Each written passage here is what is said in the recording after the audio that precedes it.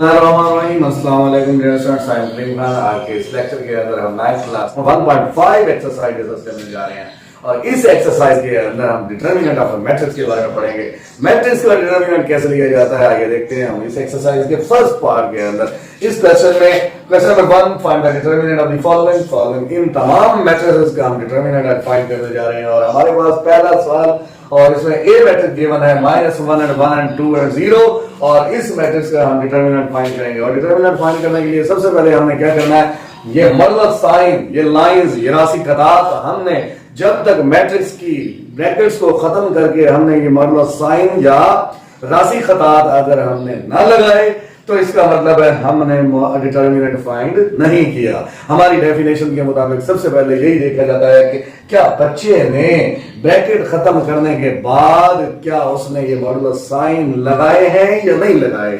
अगर वो लगाए हैं तो उस सवाल को एक्सेप्ट कर लिया जाता है, अदरवाइज जो है ना वो रिजेक्ट कर दिया जाता है, बल्कि 0 मार्क्स लिए जाते हैं और हमारी डिटरमिनेंट की डेफिनेशन के मुताबिक वो सेटिस्फाई नहीं करता। आइए इसके अंदर हम देखते हैं कि जैसे ही हमने ए डिटरमिनेंट यानी इस डिटरमिनेंट को हमने फाइंड करना चाहा तो हमने दो ब्रैकेट काट के हमने ये लाइंस लगाई और लाइन लगाने के बाद जो मल्टीप्लिकेशन हमने की है वो ये है कि ये जो डायगोनल एंट्रीज है हमने इन डायगोनल एंट्रीज को आपस में मल्टीप्लाई किया, फिर उसके बाद नॉन डायगोनल एंट्रीज को मल्टीप्लाई किया।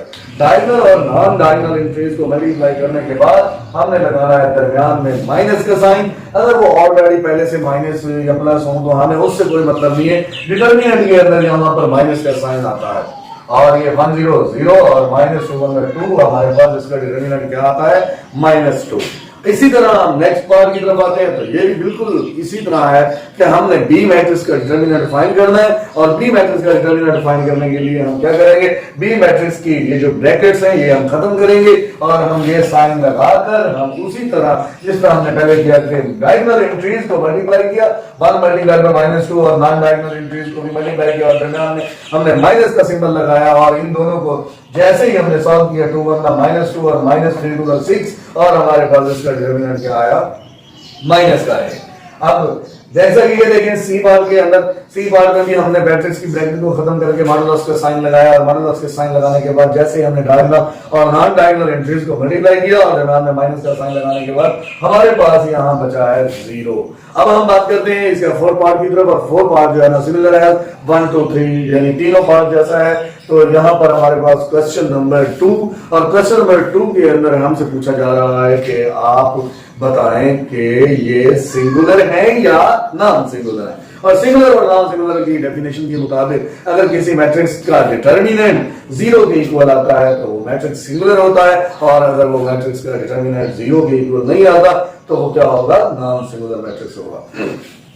तो इसी तरह इसके अंदर हमने भी यही चेक करना है। हमारे पास एक मैट्रिक्स है 3 6 7 through 4, हमने बताना ये है कि ये मैट्रिक्स सिंगुलर है या नॉन सिंगुलर है। तो इस मैट्रिक्स के अंदर हमने जैसे ही डिटरमिनेंट लेना चाहा हमने ब्रैकेट को रिमूव करके मॉडुलस साइन लगाए और मॉडुलस साइन लगाने के बाद हमने जैसे हम डिटरमिनेंट निकालते हैं डायगोनल और नॉन डायगोनल एंट्रीज को मल्टीप्लाई करने के बाद दरमियान में माइनस लगाकर हमने देखा कि वहां पर डिटरमिनेंट 0 आ गया और जब डिटरमिनेंट 0 आ जाए तो इसका मतलब यह होता है कि वो एक सिंगुलर मैट्रिक्स है। तो फिर हम लिख देंगे as a determinant is 0 so matrix is singular. इसी तरह हमारे पास इसका दूसरा पार्ट बी पार्ट है। बी पार्ट को जैसे ही, इसका मतलब ये हुआ कि जब हम सिंगुलर और नॉन सिंगुलर चेक करते हैं तो उसमें हमने सबसे पहले डिटरमिनेंट फाइंड करना होता है। यानी कि सिंगुलर और नॉन सिंगुलर चेक करना हो तो हमें डिटरमिनेंट लेना पड़ेगा, क्योंकि उसकी डेफिनेशन के मुताबिक अगर किसी मैट्रिक्स का डिटरमिनेंट 0 होगा तो वो सिंगुलर होगा, अगर मैट्रिक्स में डिटरमिनेंट 0 नहीं है तो वो नॉन सिंगुलर है। तो हमने भी बी का डिटरमिनेंट फाइंड करना है और जो कि क्या निकला है 5 और 5 जो है वो 0 के इक्वल नहीं है। जब वो 5 0 के इक्वल नहीं है तो हम कह देते हैं कि ये एक नॉन सिंगुलर मैट्रिक्स है। और सिमिलरली इसी तरह बाकी 2 पार्ट भी इसी तरीके से हैं। अब आते हैं क्वेश्चन नंबर 3 की तरफ। क्वेश्चन नंबर 3 में वो पूछ रहा है कि find the multiplicative inverse of the given matrices. यहां पर दिए गए मैट्रिसेस में हमने मल्टीप्लिकेटिव इनवर्स फाइंड करना है। मल्टीप्लिकेटिव इनवर्स क्या होता है? हमारे पास फार्मूला है मल्टीप्लिकेटिव इनवर्स का कि अगर किसी मैट्रिक्स को multiplicative inverse 1/a determinant adjoint of a, ये हमारे पास इसका फार्मूला है।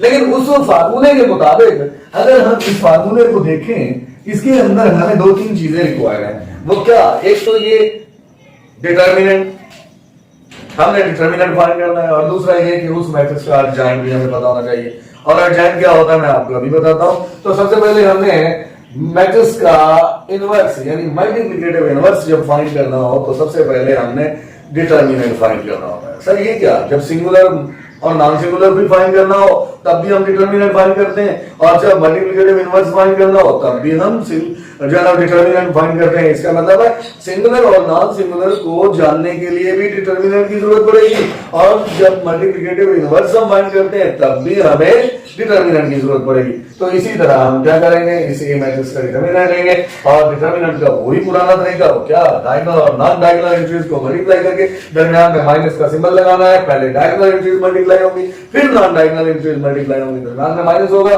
और जैसे ही मैंने यहां पर डिटरमिनेंट फाइंड किया तो वो निकला हमारे पास -6। इसका मतलब है वो 0 नहीं है। जब किसी मैट्रिक्स का डिटरमिनेंट 0 आ जाता है तो इसका मतलब वो सिंगुलर है, और सिंगुलर मैट्रिक्स का मल्टीप्लिकेटिव इनवर्स नॉट एग्जिस्ट।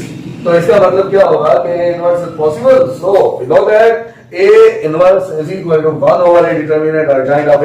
तो हमने 1 उसका डिटरमिनेंट -6, और उसके बाद हमने लिखा एडजॉइंट। एडजॉइंट क्या होता है ये देखें, इस मैट्रिक्स के अंदर डायगोनल एंट्रीज की प्लेस चेंज कर देंगे, 0 1 की जगह पर, -1 0 की जगह पर, और जो नॉन डायगोनल एंट्रीज हैं उनके सिंबल यानी साइन चेंज करने से हमें उस गिवन मैट्रिक्स का एडजॉइंट मालूम हो जाता है। अब देखिए यहाँ पर 0 है, ये -1, हमने 0 की जगह पर -1 और -1 की जगह पर 0, और जो 9 डायगोनल एंट्रीज हैं हमने उनके साइन चेंज कर दिए, वो दोनों पॉजिटिव थे, हमने दोनों नेगेटिव कर दिए। जैसे ही हमने इसको मल्टीप्लाई किया, 0 को इससे मल्टीप्लाई करें, क्योंकि ये 1/6 -6 मल्टीप्लाई हो रहा है, हमने तमाम एलिमेंट के साथ मल्टीप्लाई किया तो हमारे पास ये आंसर आ गया। और इस आंसर के बाद हम देखते हैं हमारे पास इसका सी पार्ट है, और सी पार्ट भी बताना ये होगा कि हाँ जी इसका मल्टीप्लिकेटिव इनवर्स फाइंड करना है। जैसे मैंने सी पार्ट के मैट्रिक्स का डिटरमिनेंट फाइंड करना चाहा, क्योंकि मल्टीप्लिकेटिव इनवर्स मैट्रिक्स के डिटरमिनेंट फाइंड किए बगैर नहीं निकल सकता, तो इसलिए हमने जैसे ही इस मैट्रिक्स का डिटरमिनेंट मैंने फाइंड किया, और फाइंड करने के बाद देखा तो इसका मैट्रिक्स का डिटरमिनेंट 0 निकला, तो मैंने फिर कह दिया कि it is singular matrix, so multiplicative inverse doesn't exist, यहां पर मालूम नहीं किया जा सकता। तो हमारे पास ये बहुत ही इंपॉर्टेंट पार्ट यानी 4th पार्ट यहां मौजूद है। इसका हमने डिटरमिनेंट मल्टीप्लिकेटिव इनवर्स फाइंड करना है, तो इसका मल्टीप्लिकेटिव इनवर्स फाइंड करने के लिए हमने क्या करना है, सबसे पहले उसका डिटरमिनेंट फाइंड करना है। जैसे ही इसका डिटरमिनेंट फाइंड किया गया, यानी कि डायगोनल एंट्रीज को मल्टीप्लाई किया और नॉन डायगोनल को मल्टीप्लाई किया, ये 2 2 से कैंसिल हो गया, 1 आया, और ये 3 1 3 3/4 एलसीएम लिया तो हमारे पास 1/4 इसका डिटरमिनेंट आया। अब 1/4 के बाद so D inverse is possible, D inverse possible है, और we know that D inverse is 1/D determinant adjoint of D 1/4।